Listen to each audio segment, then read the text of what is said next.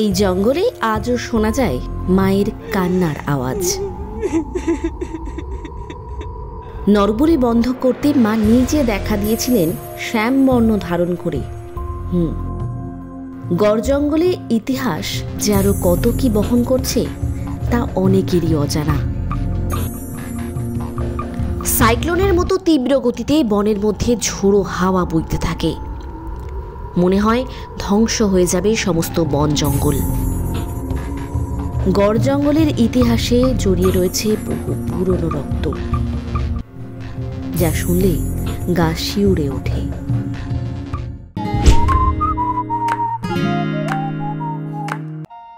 এই গড় জঙ্গলের ইতিহাস সম্পর্কে আমার আরও একটি ভিডিও রয়েছে, যেটাতে বলা হয়েছে মুনি মেধসের আশ্রমের কথা এবং বাংলার প্রথম দুর্গাপুজো সম্পর্কে। সেই জায়গার রহস্যও কিন্তু কিছু কম নয়, যার যজ্ঞের আগুন জ্বলছে এখনও। প্রত্যেক দুর্গাপুজোয় শোনা যায় তোপের আওয়াজ। না দেখলে এক্ষুনি গিয়ে দেখে আসুন সেই ভিডিওটি। উপরের লিঙ্কে ক্লিক করলে অথবা ডেসক্রিপশনে রয়েছে সেই ভিডিওর লিঙ্ক। গড় জঙ্গল এখনও রাঢ়বঙ্গের রাজত্বের স্মৃতি বহন করছে। কালো পিচের রাস্তা আর দুধারে শাল গাছের বন। গভীর অরণ্যে একবার হারিয়ে গেলে বোধ করি আর খুঁজে পাবেন না রাস্তা। সেই ঘন জঙ্গলের মাঝখান দিয়ে চললাম গড় জঙ্গল। চারপাশে ঘন সবুজ গাছ গড় জঙ্গলের ইতিহাসকে যেন আরও এক পা এগিয়ে দেয়। দেখে মনে হয় হঠাৎই যেন সন্ধে নামে এই জায়গায়। সূর্যোদয় হয় মা শ্যামারূপার প্রার্থনার পর।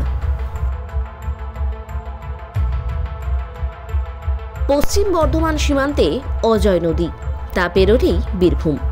এই সীমান্ত অঞ্চলে 10 কিলোমিটার জুড়ে রয়েছে শাল, মহুয়া, পিয়ালের মতো ঘন জঙ্গল, আর তারই মাঝে দেবী শ্যামারূপার মন্দির। বর্তমানে এই গড় জঙ্গল বর্ধমানের অন্যতম ঐতিহাসিক স্থান। বহু যুগ ধরে অনেক পায়ের চিহ্ন বহন করে চলেছে এই গড় জঙ্গল। এই জায়গাটি এক একটি নামে পরিচিত। ঢেকুর গড়ও বলে অনেকে, আবার মা শ্যামারূপার গড়ও অনেকে বলে থাকেন। প্রায় 1000 বছর আগে এই ঢেকুরগড়ই ছিল মহামাণ্ডলিক ঈশ্বর ঘোষ বা ইচ্ছাই ঘোষের রাজধানী। বলা হতো ইচ্ছাই ঘোষ ছিলেন মহাশক্তিশালী। তার পিতা ধবল ঘোষ মহাশক্তি দেবী দুর্গার উপাসক ছিলেন। তার কারণেই অল্প বয়সে ইচ্ছাই বীরাচারীর মতে মহাশক্তির সাধনা করেন। তার সাধনায় তুষ্ট হয়ে মা চণ্ডী বা দেবী দুর্গা তার কাছে ধরা দেন।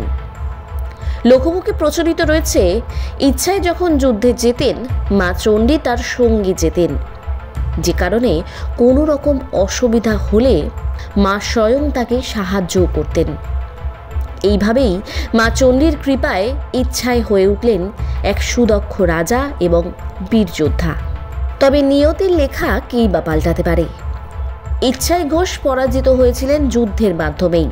হ্যাঁ, যে যুদ্ধে তাকে কেউ হারাতে পারত না, সেই যুদ্ধেই তিনি পরাজিত হয়েছিলেন।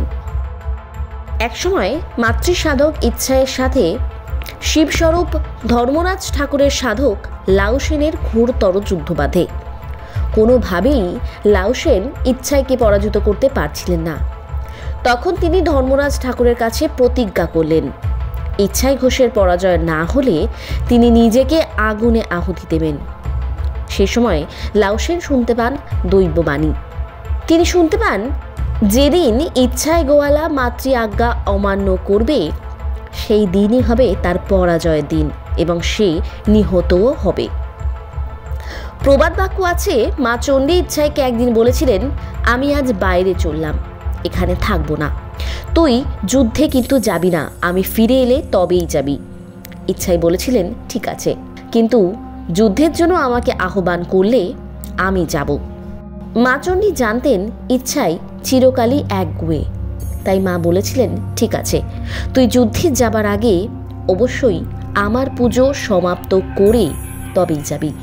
তাহলে এমন কোনো শক্তি নেই যে তোকে পরাস্ত করবে।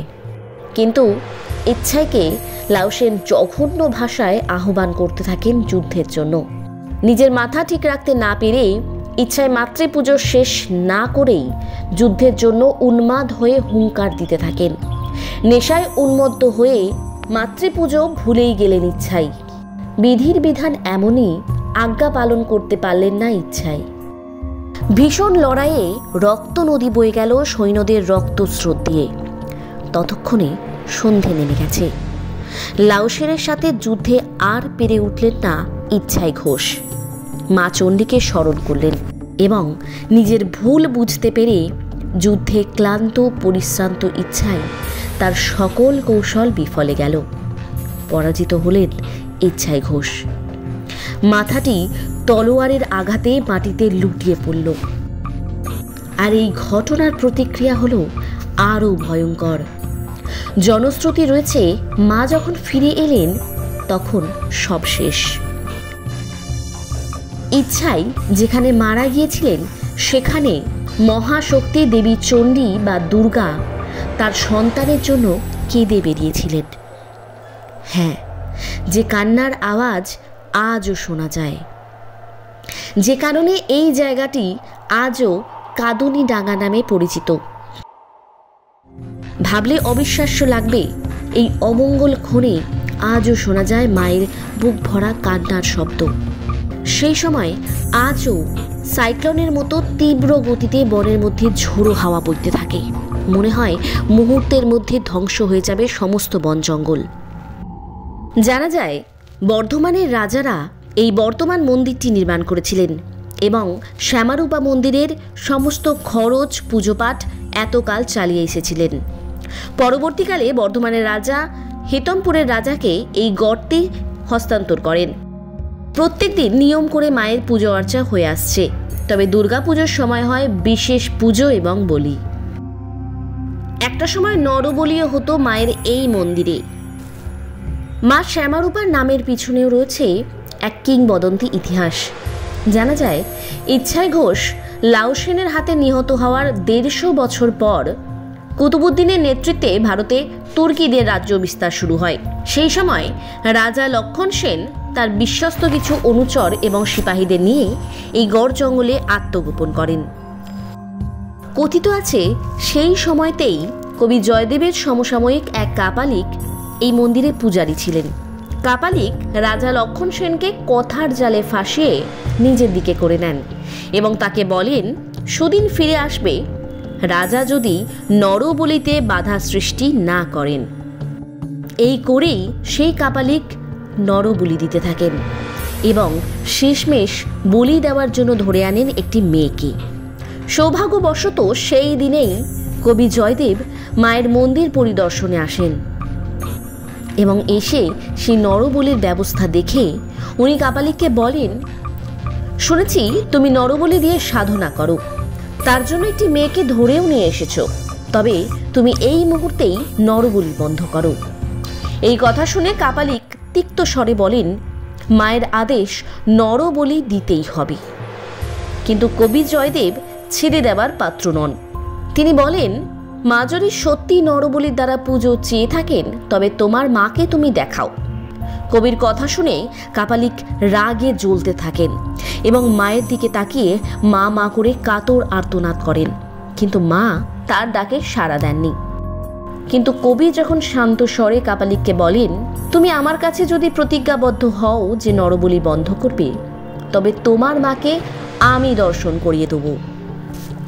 কবির এই কথা শুনে কাপালিক মাকে দেখার ইচ্ছেতেই কবির কাছে অঙ্গীকারবদ্ধ হলেন, প্রতিজ্ঞা করলেন মাকে যদি দেখতে পান এই নরবলি তিনি আর কোনো দিনও দিবেন না। এই কথা শুনে কবি কাপালিককে দূর থেকে বলেন, ওই দেখো তোমার মন্দিরের মাঝে মাতৃমূর্তিতে আমার ইষ্ট দশপ্রহরণধারিণী দেবী দুর্গার মূর্তি। কবি জয়দেব দেবীর শিলামূর্তির মধ্যে কৃষ্ণ এবং দেবী দুর্গাকে দেখিয়েছিলেন। দেবী পার্বতী অর্ধেক মূর্তি সেই সময় নাকি শ্যাম বর্ণ ধারণ করেছিল। এই ঘটনার পরেই সেই কাপালিক নাকি জয়দেবের শিষ্যত্ব গ্রহণ করেছিলেন। আর মা শ্যামারূপার নামকরণ হয়েছে এই কারণেই। যদিও বা এই নামকরণ নিয়ে রয়েছে মতভেদ। কারোর মতে শ্রীকৃষ্ণের শক্তি স্বরূপা রাধিকা, তিনি হচ্ছেন শ্যামারূপা। কিন্তু মন্দিরের বর্তমান পূজারীরা বা সেবায়েতেরা এই নামকরণের কোনো তাত্ত্বিক মতবাদ মানেন না। তারা বিশ্বাস করেন রাজা লক্ষণ সেন এবং জয়দেবের সেই কিংবদন্তিটি। এই মন্দির সারাক্ষণ 24 ঘন্টাই খোলা থাকে। দুপুরে পাবেন মায়ের অন্নভোগ। 100 টাকার বিনিময়ে ভোগে আপনারা পাবেন খিচুড়ি, পায়েস, একটি তরকারি, 3 রকমের ভাজা, চাটনি, পাঁপড়। তবে খেয়াল রাখবেন, এই জায়গা থেকে বিকেলের মধ্যে কিন্তু বেরিয়ে আসবেন, না হলে রাস্তা হারাতেও পারেন। এখানে আসার জন্য সবথেকে ভালো উপায় হচ্ছে নিজস্ব গাড়ি থাকা। বোলপুর দিয়ে আসলে ইলামবাজার হয়ে এই জায়গায় আসা যায়, অথবা বর্ধমান থেকে দুর্গাপুর পানাগড়ের রাস্তা হয়ে এই জায়গায় কিন্তু আসা যায় অনায়াসেই। হাইরোডের জন্য গুগল ম্যাপ ভরসাযোগ্য হলেও অবশ্যই স্থানীয় বাসিন্দাদের জিজ্ঞাসা করবেন, নয়তো রাস্তা হারাবার ভয় অনেকটা। আজকের মতো এইটুকুই। ফিরে আসবো আবার অন্য কোনো ভিডিও নিয়ে। ততক্ষণ ভালো থাকবেন, সুস্থ থাকবেন, সঙ্গে থাকবেন ট্রাভেলিয়ার।